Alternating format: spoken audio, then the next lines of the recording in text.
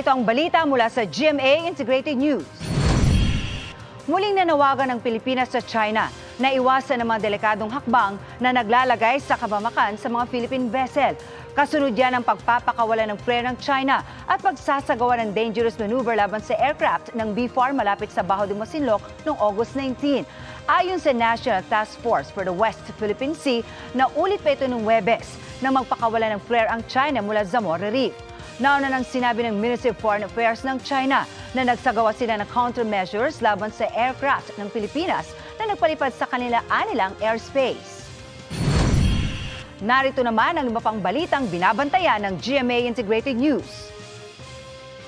Nakuhang langis mula sa lumubog na motor tanker Terranova sa Limay, Bataan. Umabot na sa mahigit 178,000 liters. Matapos ang 24 oras, Attorney Harry Roque nakalabas na mula detention sa Kamara.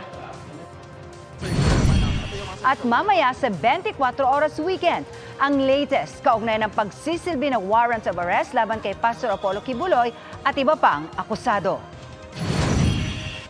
Para sa mas malaking misyon at mas malawak na paglilingkod sa bayan, ako po si Marisol Abduraman ng GMA Integrated News, ang News Authority ng Pilipino.